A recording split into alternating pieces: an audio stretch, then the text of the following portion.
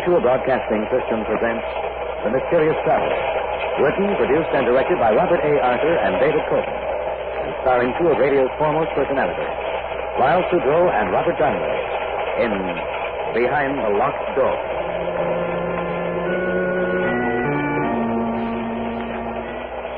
This is a mysterious traveler inviting you to join me on another journey into the realm of the strange and the terrifying.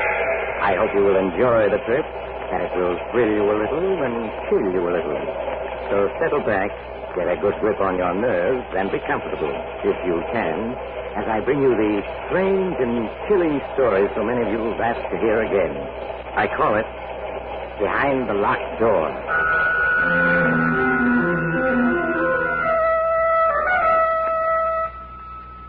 Our story begins in the beautiful mountain region of Lake Mead, Arizona.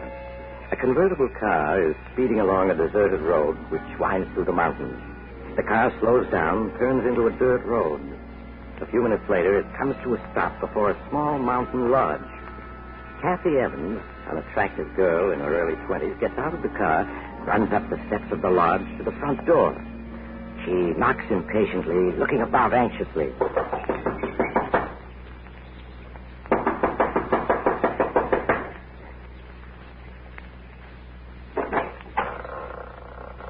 Yes? Martin.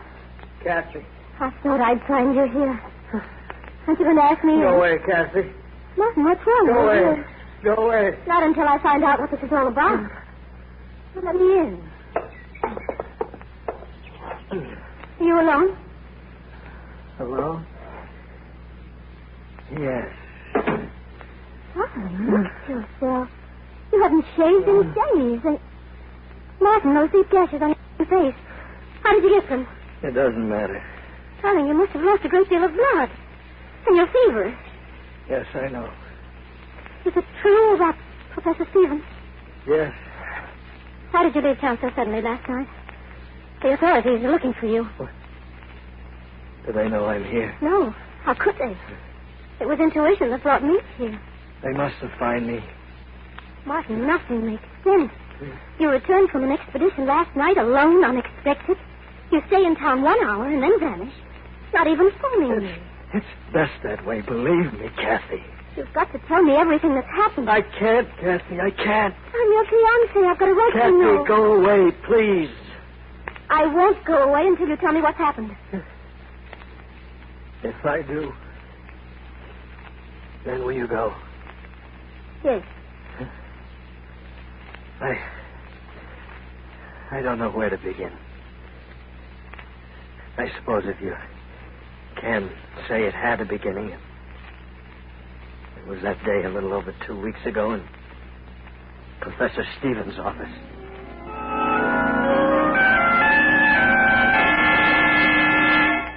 Come in, Martin. Come in.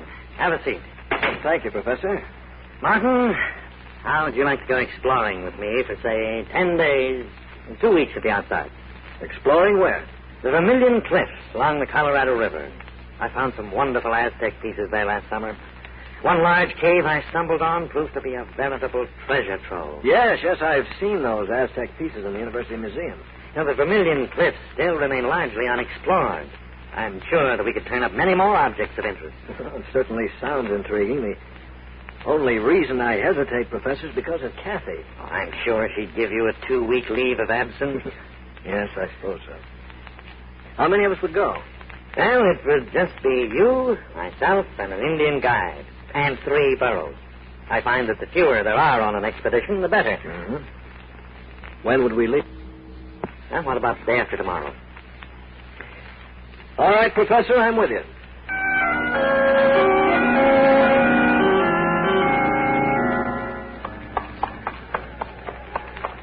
So these are the Vermilion Cliffs, Professor. Yes.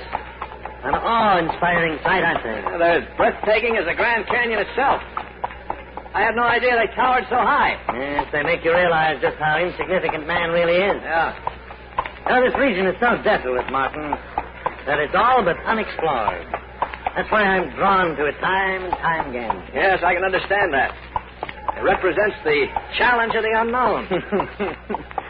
Careful, Martin. You'll get the exploring bug. Oh, I've already been bitten, Professor. Well, if you're going to be an explorer and an archaeologist, I'll have to start teaching you the fundamentals of the profession. Sam, this seems like a good spot. We'll camp here for the night.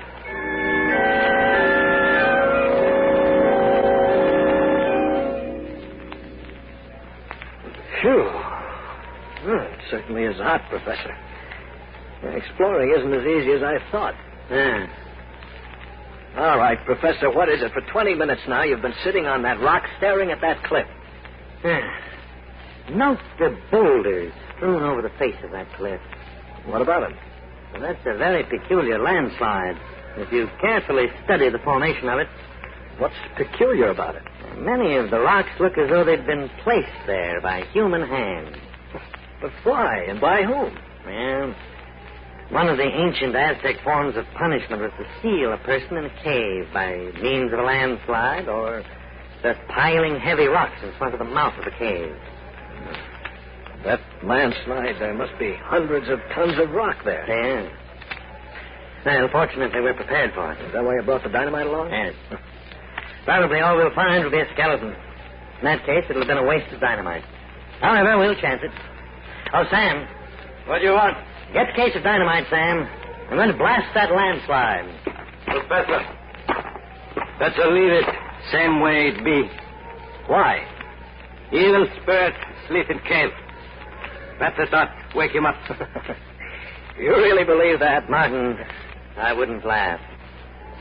Sam may be uneducated, but he senses things that you and I can't even begin to comprehend. Well, now, wait a minute. You mean you believe what he said about evil being asleep in that cave? I wouldn't say that I believe it. But nevertheless, I respect Sam's opinion. But Sam, I still want to blast that landslide. I get dynamite.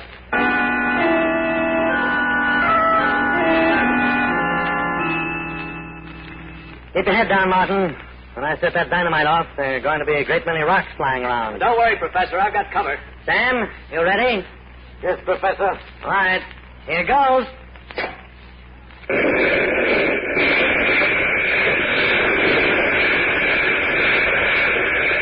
Keep your head down.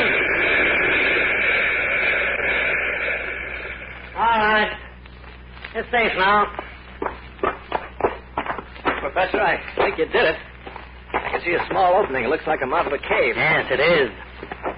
Sam, let me have one of the flashlights. Martin, you take the other. I'll lead the way in. Just as you say, Professor.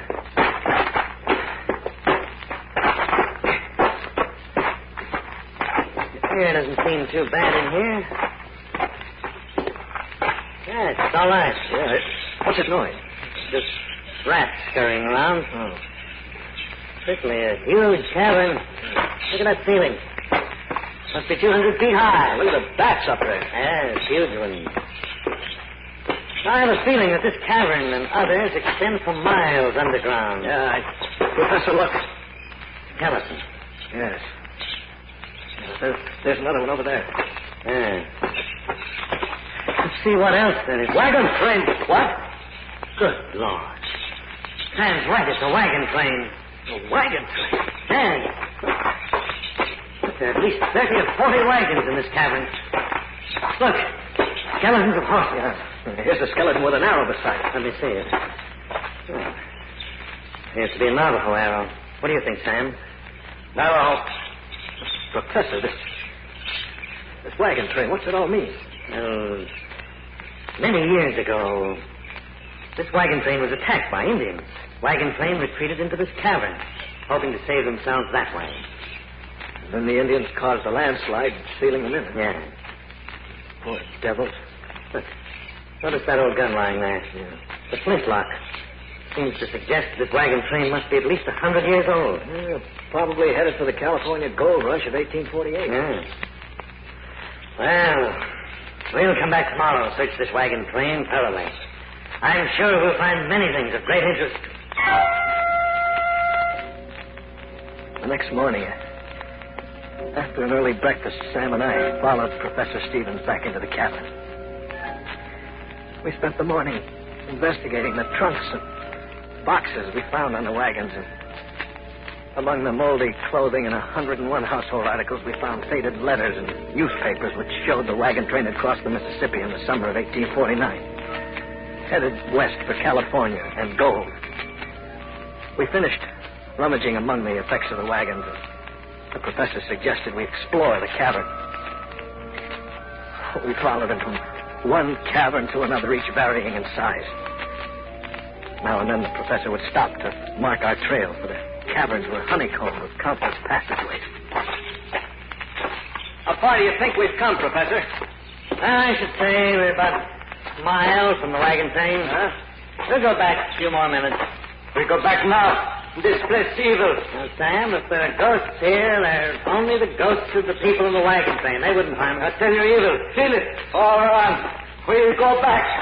We'll go just a little further and turn back. Professor, wait a minute. What is it, Martin? Oh, I think I hear running water. Yes, you're right. Come along. We seem to be getting closer. Yes. Evil all around us. Can't be much further. Well, there it is. Yeah. It's a small river. Look how swiftly it's flowing. This probably flows for miles underground and it empties into the Colorado River. Say, Professor, here along the bank, there's a tremendous pile of fish bones. Yes, so there is. What? Well, there are even more on the other side of the river. What do these huge piles of fish bones mean? It's very strange. How do you account for it? I'm afraid that at the moment I can't. Sam, you any ideas about it? Evil all around us. Feeling him strong. Professor, he's trembling. Sam, there's nothing to be afraid of. Look, I'll shine my flashlight around, see? We've been watched. Watch? What are you talking about? We'll stay here. I go. Sam, come back. You haven't even got a flashlight. Sam! Come on, Mark. We've got to catch him.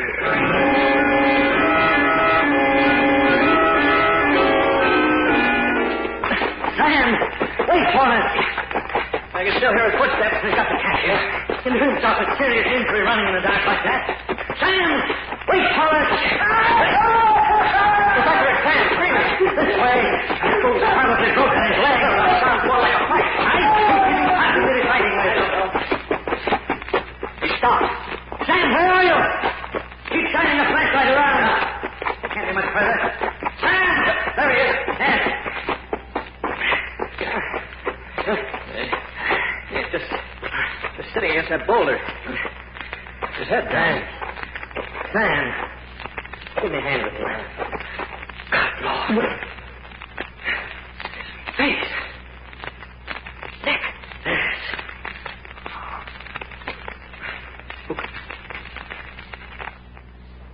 I haven't really. But it's so incredible that I can't bring myself to voice it. Tell me.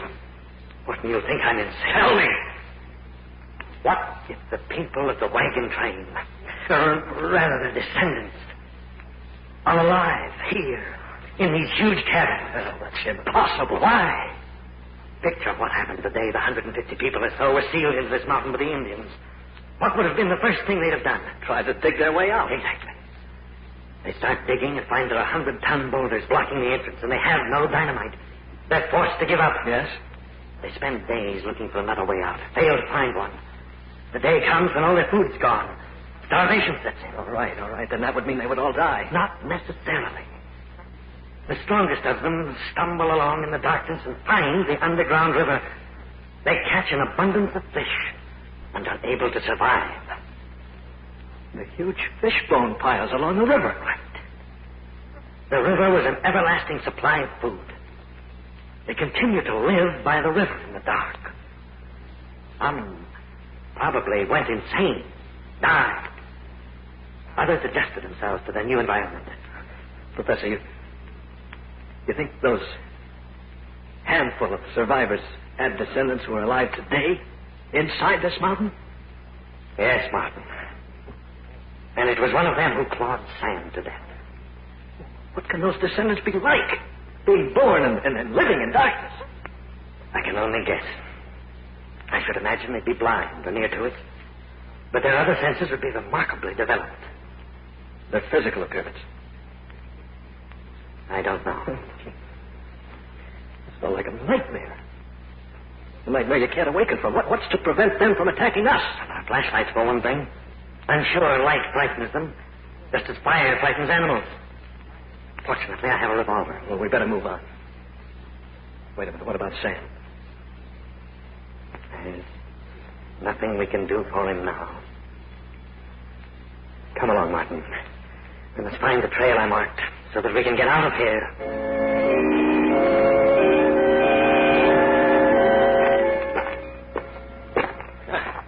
Seems we've been searching days for the markings you left. Yes. Actually, it's been 10 hours. This, what? The river. Yes. Come along. Once we reach the river, we'll be able to pick up the trail I marked. Well, we're getting closer. Yes. There it is. Here we are. Look, Martin, there's my marking on the passage. We found the trail. Yes. Martin, 2 a.m. We'd better rest for a few hours. We're both too exhausted to go on right now. One of us stand guard, while the other sleeps. All right. I'll set up the first hour. Thank you, Martin. Keep your flashlight on. Don't worry. I will. In a matter of minutes, the professor fell asleep. I sat on guard, flashing my light slowly around the huge cabin. I looked at my watch, and the seconds seemed like minutes, and the minutes like hours. My eyes grew heavy, and I finally dozed off.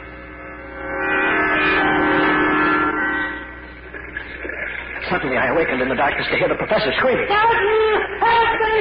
Turn on the flashlight! Frantically, I called in the darkness, but I couldn't find it. Then suddenly, we were shot. From the gun, I could see the professor struggling with a huge, dark figure. And suddenly, all was quiet, except for the professor's moans. As I crawled toward him, in the darkness, my hand struck the flashlight. I turned it on, and that was the professor. Martin, I think I'm wounded. You're bleeding badly. Let me stanch your wounds. Too late. Leave at once. At once. But what about you? Professor? Professor! I felt his heart, but there was no beat. I staggered to my feet, shined my flashlight around until I found the professor's marking. I stumbled wearily along the marked passageway, trying not to remember my last glimpse of the professor's face. I hadn't gone more than 100 yards when suddenly my flashlight flickered and went out. As I stood alone in the darkness, rats scampering past, I fought to keep from screaming. The darkness seemed to become heavier and more oppressive with each passing moment, and I had the feeling something was silently approaching. I backed up against the passage wall and waited, my eyes straining in the darkness, and then suddenly I was leaped upon by a wild fury. I threw my arms up and blazed and tried to make my face and neck. Again and again I tried to savage and I could feel the blood streaming down my face and neck. And then suddenly the deathly clawing ceased. As my attacker turned to ward off something in the dark. As I sank to my knees, I was dimly aware of a fierce fight taking place, and then consciousness left me.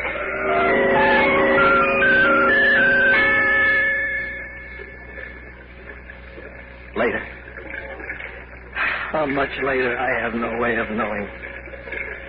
I became aware of a heavy, calloused hand washing my face and neck with water. I winced in pain as the water flowed into the deep cuts, and then suddenly I remembered all. And remembering all, became aware of the calloused hand washing my face and the presence of someone beside me in the darkness.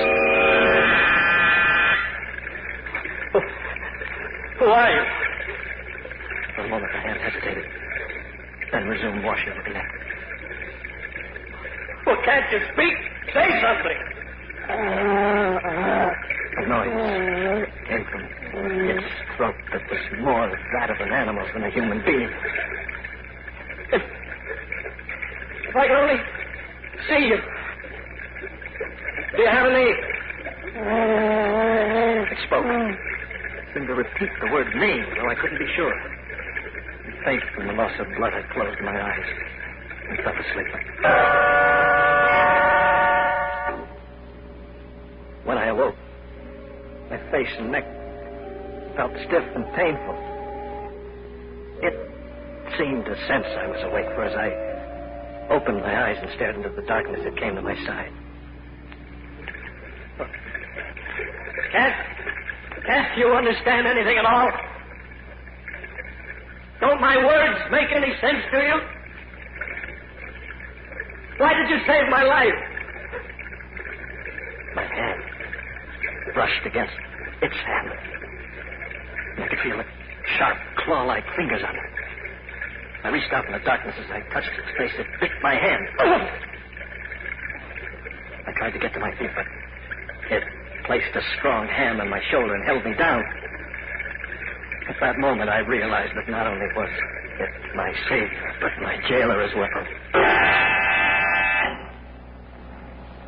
I lost all track of time. Now and then, it would leave me. And I would cautiously get to my feet to steal off, but no sooner had I taken more than a few steps than it would be there at my side, forcing me to return to the bank of the river. I spent my every waking moment trying to think of a way to escape. And then, when my despair was greatest, an idea came to me. The professor had said that the underground river I lay beside emptied into the Colorado River. Though the odds were 100 to 1 against my surviving, I knew it was the only possible way of escape. Slowly, I crawled a few remaining feet to the edge of the river and, leaning over, started to wash my face.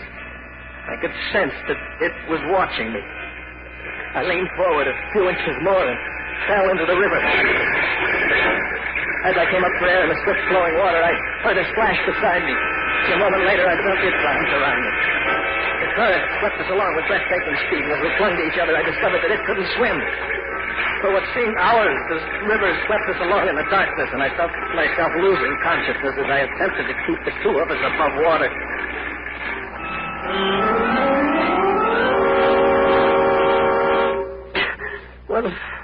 When I regained consciousness, Kathy, we were both lying on a sandbar in the Colorado River, and the sun was beating down on it.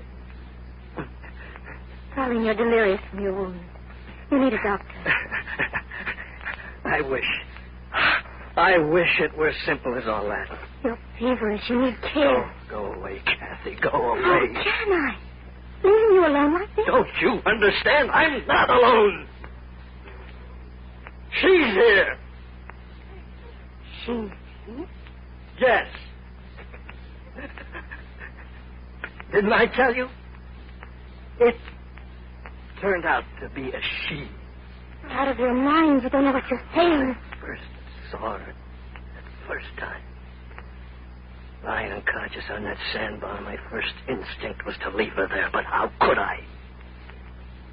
She had saved my life in the cavern and then jumped into the river when she thought I was drowning, even though she couldn't swim herself. Martin, I want you to get a grip on yourself. As I was dependent on her in the dark, she's dependent on me in the light. She's blind. She can't speak yet. Stop talking. You can't believe it's true, can you, Kathy? Neither could I at first. What are you staring at? Huh? Is there anyone in that bedroom? Well, I'll soon find out. Why is the door locked? She's in there. Martin, you're sick. You don't know what you're saying. I'll prove to you there's no one in that room. It's just your imagination. Give me the key to the door. Kathy, go Give away. it to me. Thank you. That's when you see the room is empty, you'll be willing to return to town for medical treatment. There. I told you.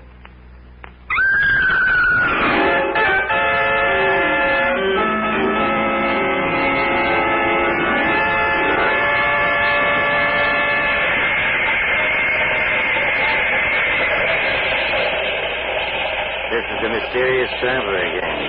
Did you enjoy our trip? What's that, madam? You want a description of what Kathy saw when she opened that bedroom door? Well, you might ask Kathy. The only trouble is the poor girl gets hysterical when you question her about the occupant of that bedroom. I suggest you write a letter to the Museum of Horrors for a full description. They consider the Woman of the Mountain as their star exhibit. Because when she... Oh, you'll have to get off here. I'm sorry. I'm sure we'll meet again. I take this same train every week at this same time.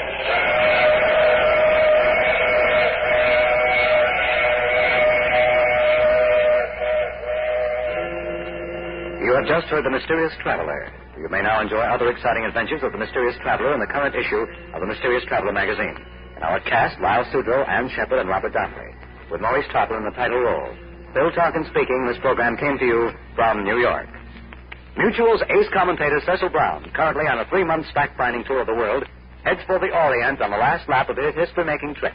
In these last weeks, Mr. Brown will bring you on the on-the-scene reports from such tinderbox areas as India, Hong Kong, Hawaii, Japan, and Honolulu. You won't want to miss any of the eyewitness accounts by this able commentator of the latest happenings in these headline-making spots of the world. Be sure to listen to the news reports of Cecil Brown over most of these stations. This is the Mutual Broadcasting System.